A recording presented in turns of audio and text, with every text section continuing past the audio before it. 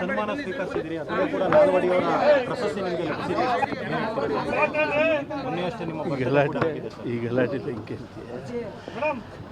ಇದು ಭಾಳ ದೊಡ್ಡ ಪ್ರಶಸ್ತಿ ಮತ್ತು ಬಹಳ ದೊಡ್ಡ ಆಯ್ಕೆ. ಅದು ಏನಾಯಿತು ಅಂದರೆ CM ಸಿದ್ದರಾಮಯ್ಯ ಸಾಹೇಬರು ಈ ಸರಿ ದಸರಾ ಉದ್ಘಾಟನೆ ಮಾಡಿ ಅಂತ ನಾನು ಅದಕ್ಕೆ ಎದುರುಕೊಟ್ಟಿದ್ದೆ. ಸರ್ ನನಗೆ ಯಾಕೆ ಅಲ್ಲಿ ಕಳೀತೀರಿ ಅಂತ, ಇದು ನನ್ನ ಆರ್ಡರ್ ನೀವು ಮಾಡಿ ಅಂದರು. ಅದು ಏನೋ ಬಂತಲ್ಲ ಅಂತ ನಿಭಾಯಿಸ್ಬಿಟ್ವಿ. ಬಟ್ ಆವಾಗ ಏನಾಯಿತು, ದಸರಾ ಉದ್ಘಾಟನೆ ಮಾಡೋಕ್ಕೆ ನಮಗೇನು ಅರ್ಹತೆ ಅಂತ ಯಾರಾದರೂ ಕೇಳ್ತಾರೆ ಅಂತ ಅಂದ್ಕೊಳ್ಳಿಲ್ಲ.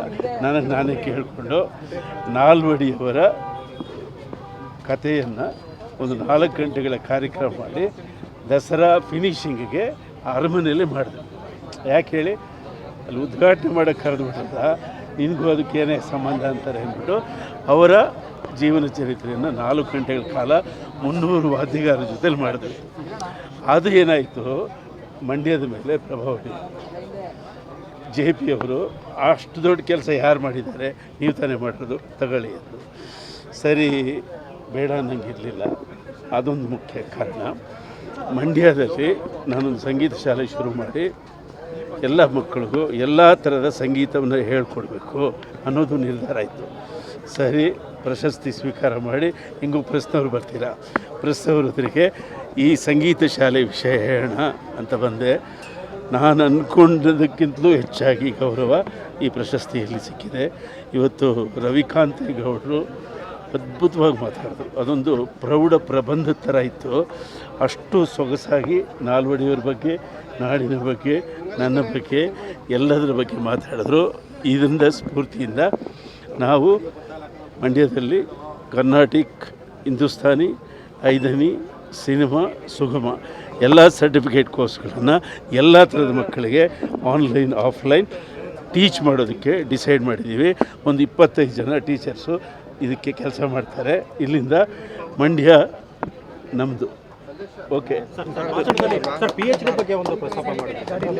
ಗಂಗೂಬಾಯಿ ಆನೆಗಳ ಯೂನಿವರ್ಸಿಟಿ ಅದೇ ಈಗ 5ನೇ ಸಂಗೀತ ಶಾಸ್ತ್ರ.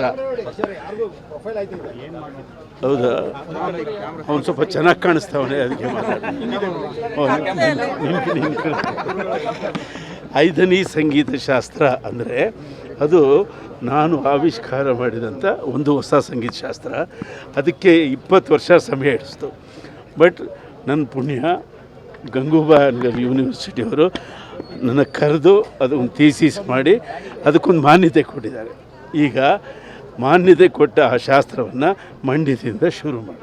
ಚಂದನವನ ಇತ್ತೀಚೆಗೆ ತುಂಬ ಬ್ಲ್ಯಾಕ್ ಮಾರ್ಕ್ ಕೂಡ ದರ್ಶನ ಬೇಕಾ ನಿನಗೆ ಬೇಕಷ್ಟು ಹಿರಿಯ ಕಲಾವಿದರು. ಯಾಕಮ್ಮ, ಒಳ್ಳೆ ಮ್ಯೂಸಿಕ್ಕು, ಒಳ್ಳೆ ನಾಲ್ವಡಿ ಕೃಷ್ಣರಾಯರ ಒಡವೆ ಪ್ರಶಸ್ತಿ, ಅದ್ರ ಬಗ್ಗೆ ಮಾತಾಡೋದು ಸಜೆಸ್ಟ್ ಕೊಡೋದಾದರೆ ಸರ್, ಯಾಕಪ್ಪ, ಯಾಕೆ ಪದೇ ಪದೇ ಈ ರೀತಿಯ ಪುನರಾವರ್ತನೆ ಆಗ್ತಿದೆಯಲ್ಲ ಸರ್ ದರ್ಶನವನ ವಿಚಾರದಲ್ಲಿ? ಅಲ್ಲ ಸರ್, ಯಾಕೆಂದರೆ ನೀವು ಕೂಡ ಚಂದನವನನ್ನು ಎಷ್ಟು ಕಷ್ಟಪಟ್ಟು ಕಟ್ಟಿದ್ದೀರಿ ಅಂತ ವಿವರಣೆ ಕೊಟ್ಟರಿ. ಆ ಚಂದನವನಕ್ಕೆ ಈ ರೀತಿ ಬ್ಲ್ಯಾಕ್ ಮಾರ್ಕ್ ಬರ್ತಿದೆಯಲ್ಲ? ಸಂಸ್ಕೃತದಲ್ಲಿ ಒಂದು ಒಳ್ಳೆ ಮಾತು ಹೇಳಿದ್ರು, ಅತ್ಯುನ್ನತೆ ಪತನ ಹೇತು. ಚಂದನವನ ಎಷ್ಟು ಕೀರ್ತಿಯನ್ನು ಗಳಿಸ್ತು, ಎಷ್ಟು ಪ್ರಶಸ್ತಿಗಳು, ಎಷ್ಟು ರಾಷ್ಟ್ರ ಪ್ರಶಸ್ತಿಗಳು, ಎಷ್ಟು ಗೌರವ, ಎಂತೆಂಥ ಪ್ರತಿಭಾವಂತರಲ್ಲಿ ಹುಟ್ಟಿ ಬೆಳೆದ. ಅಂದರೆ ಆ ಎತ್ತರಕ್ಕೆ ಏರ್ಬಿಡ್ದು. ಅಷ್ಟು ಎತ್ತರಕ್ಕೆ ಏರಿದ ಮೇಲೆ ಎಲ್ಲೋ ಒಂದು ಕಡೆ ಅಲ್ಲಿಂದ ಕೆಳಗೆ ಬೀಳಬೇಕಾಗುತ್ತೆ. ಹಾಗಾಗೋದು ಬೇಡ. ಅಲ್ಲಿಂದ ಬಿದ್ದದ್ದು ಕೂಡ ಮತ್ತೆ ಹೇಳೋಕ್ಕೆ ಚಾನ್ಸ್ ಇದೆ. ಕೇರಳ ಚಿತ್ರೋದ್ಯಮ ಹೀಗೆ ಆಗಿತ್ತು, ಅದು ಈಗ ಉತ್ತುಂಗದಲ್ಲಿದೆ. ಅಂದರೆ ಕೆಳಗೆ ಬಿದ್ದ ಮೇಲಿದೆ. ಚಂದನವನ, ಅದು ಚಂದನವನ ಕಣೆ. ಒಂದು ಮಳೆಗೆ ಮರ ಒಣಗೋದ್ರೇನಂತೆ, ಇನ್ನೊಂದು ಮಳೆಗೆ ಕಾಡು ಬೆಳೆಯುತ್ತೆ. ನಾವು ಒಂದು ಸಣ್ಣದಾಗಿ ಯೋಚನೆ ಮಾಡಬೇಕು. ನಾವು ಕಲಾವಿದರು, ಅದರಲ್ಲೂ ಸಿನಿಮಾ ಕಲಾವಿದರು. ನಾವು ಸಿಟ್ಟು ಇದೆಯಲ್ಲ, ಸಿಟ್ಟು, ಅದನ್ನು ಸ್ಕ್ರಿಪ್ಟ್ ಮಾಡೋರು ಅಲ್ವಾ. ದ್ವೇಷ ಇದೆಯಲ್ಲ, ಅದನ್ನು ಕ್ಯಾರೆಕ್ಟರ್ ಮಾಡೋರು ನಾವು.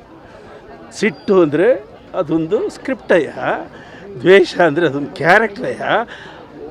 ಆ ಥರ ಸಿನಿಮಾದಲ್ಲಿ ತೋರಿಸ್ಬೇಕಷ್ಟೇ ನಾವು. ನಿಜ ಜೀವನದಲ್ಲಿ ಸ್ಕ್ರಿಪ್ಟನ್ನು ತರಬಾರ್ದು, ನಿಜ ಜೀವನದಲ್ಲಿ ಕ್ಯಾರೆಕ್ಟರ್ ಆಗಬಾರ್ದು. ಇದು ಕಲಾವಿದರ ಕರ್ತವ್ಯ. ಓಕೆ. ದರ್ಶನ್ ಅವ್ರನ್ನ ಹಿಂಬಾಲಿಸಿದ್ದೀರಾ ಅಂತಲ್ಲ ಸರ್ ಈ ಕಳಂಕ ಅನ್ನೋದು? ದರ್ಶನ್ ನನ್ನ ಮಗು ಅಂತ ತಿಳ್ಕೊಳ್ಳಿ. ನನ್ನ ಮಗು ಆ ತಪ್ಪು ಮಾಡಿದರೆ ತಂದೆ ಎಷ್ಟು ನೋವು ತಿಂತಾನೋ ನಾನು ಅಷ್ಟೇ ನೋವು ತಿಂತಿದ್ದೀನಿ. ಆ ಮಗು ಕೂಡ ಅಷ್ಟೇ ನೋವು ತಿಂತಾ ಇರುತ್ತೆ. ನಾವು ಆತ ಕೊಟ್ಟಿರುವ ಕೊಡುಗೆ ಇದೆಯಲ್ಲ, ಆ ಕೊಡುಗೆ ಕಡೆ ನೋಡೋಣ. Okay, thank you.